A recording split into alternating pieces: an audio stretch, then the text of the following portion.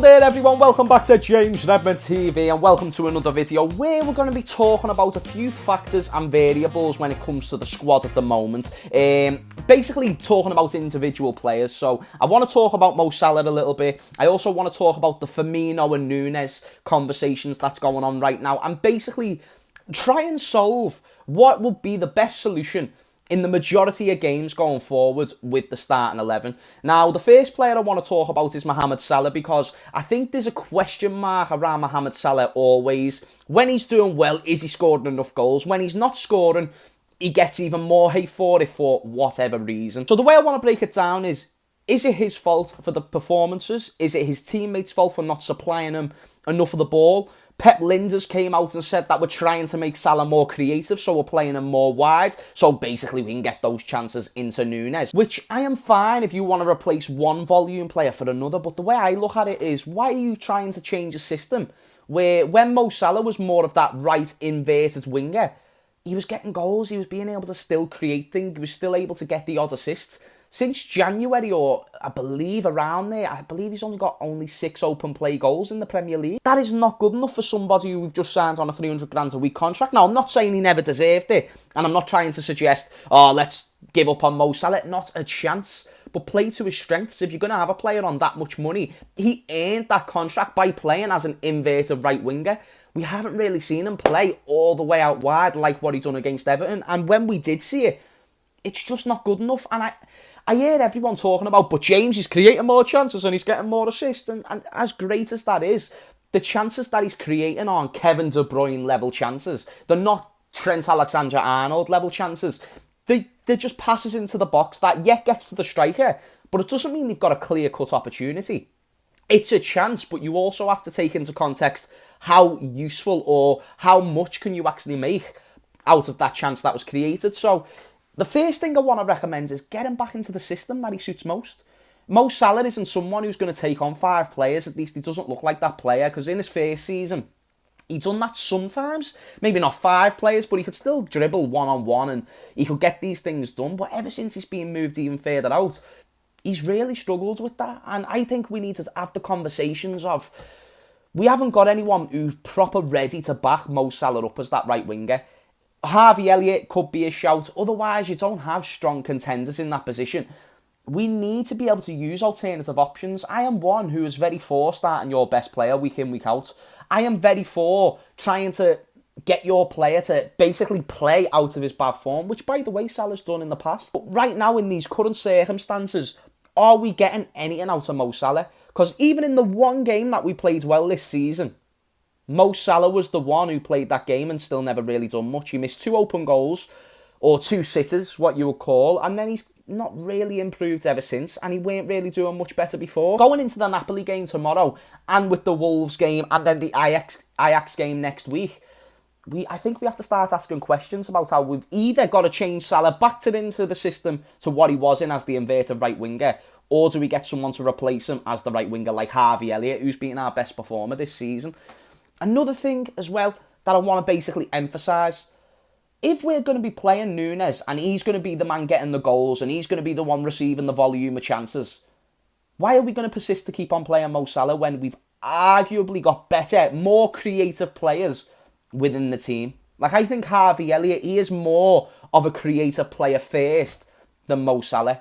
Luis Diaz the same, like, whereas Jota and Salah and players like that, they're more let's get the goals and let's do what we need to do. If we're not going to be playing Firmino and we're going to choose Nunez, and the idea is to get Nunez the goals that Mo Salah has been getting, why don't you choose a more creative outlook like Harvey Elliott at right wing? Get Fabio Carvalho into the midfield and then just see how that goes, because what we've been doing at the moment has clearly not been working. Therefore, we need to make necessary adjustments that's going to be able to improve this team over the short term, especially if we want to achieve these short-term accomplishments like at least Champions League places, but hopefully a trophy as well. You have to make these adjustments. So I'm not saying let's drop Salah forever, but why not try Harvey Elliott a little bit more out wide? Because I think when you start Fabio Carvalho and Harvey in the midfield, you lose the balance completely. You've got 2, what is still mature and young footballers who are still trying to grow into the body. competing with grown physical men who are just going to try and get into you and two-foot you, basically. And the principles still remain the same, but this time you're getting a more creative player who's providing the chances for Nunez. That is all I'm recommending. So, for the short term, I wouldn't mind seeing less of Mo Salah, especially if he keeps performing the way he is. And a question, and the final thing I want to say, to the chat and to the comments down below, how much more does Salah need to do what he's been doing before more people get on the wavelength that I'm on? Because I'm not saying sell him, I'm not saying let's let him go, but let's accommodate him, let's try and work on his game. And if that doesn't work, then look at alternative options like putting Harvey Elliott at right wing, maybe, because you have got to use your squad depth when things aren't going well. And like I said before, Harvey Elliott's been our best player this season. Granted, from midfield, but enough of that.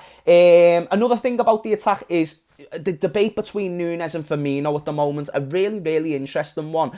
Purely due to the fact that Firmino's been doing really well. Nunez has had his ban, but before his ban, he scored against Fulham. He scored against City in the Community Shield. He got 4 goals in one half against Leipzig.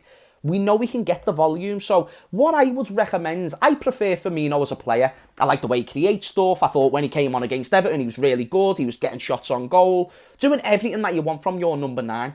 And I am more than happy for these two players to compete in their positions. But I also have the belief Firmino's not going to be signing a new contract anytime soon. He's not going to be within the long-term plans or ambitions with the football club, at least from what I believe. Therefore, is it just more worth trying to get Nunez implemented into the squad and getting the squad to play to Nunez's strengths as soon as possible? I think that's probably the better alternative. Again, I have a lot of questions over Nunez. I don't think he's a better player than Firmino, but I do think he'll get more goals than Firmino if you provide him the chances. And if we do supply him with the chances, then we're probably going to see him score 20 to 25 goals. But that's if buts, maybes. It's not guarantees, and that's why you need to get the creative outlooks like Trent, like Robbo, like Harvey, like Fabio, like Luis Diaz, all these players who will put it on a plate for him, and then they can chip in with a few goals here and there. And if we need to drop Mo Salah, what a great asset to bring off the bench, where hopefully he can refine his form, hopefully get a few goals, and make his way back into the first team. I am very okay with that. But in moments of disarray and in moments where shit's going wrong, you've sometimes got to try new things. And I get we're playing a new system and it's going to take time. But you've also got to keep in mind that we need points on the board now. The Champions League group stage is starting right now. If we don't get it out the group stage, then that affects the whole season going forward. So these long-term plans that you originally had are fucked because you've messed it up by not changing too soon. And I don't want Jurgen Klopp or Liverpool to leave it too long before they think, you know what, maybe Salah's not doing enough in our team. Because this hasn't been just the start of the season, this has been since January. And not to mention when you lose someone like Mane, the creativity that he brings, the intensity.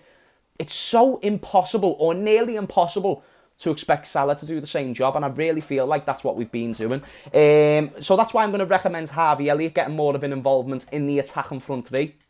Getting Fabio Carvalho back in the midfield with balance. You can then go ahead and complement these experienced players like Milner and Fabinho with Fabio Carvalho. It's not a great midfield by any means, but between now and January, it's an alternative because Fabio and Harvey Elliott have been two of the strongest players. I'm also okay with leaving Harvey there, but then who do you play right wing if Salah's staying out of form? This was just a topic video that I wanted to bring up, and if I have a point, I am more than happy to listen to the comments down below if I'm too wrong, if I'm being too reactionary.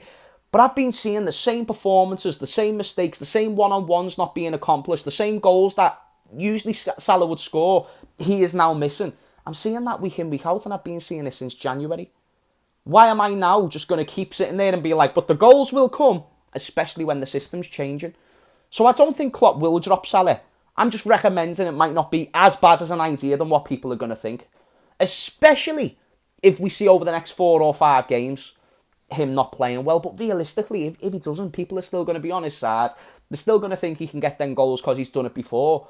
Let's just hope that he does, because the sooner that Salah starts scoring and starts creating to a good level is the second that Liverpool will start winning football matches, and that's been our number one issue, not being able to put the ball in the back of the net. So going into the Napoli game, the quick lineup prediction I'm going to go with is Alisson in goal, Robertson left back because Tsimikas played the weekend, Trent, Virgil van Dijk and Joe Matip to complete the back four because Joe Matip's been back in training.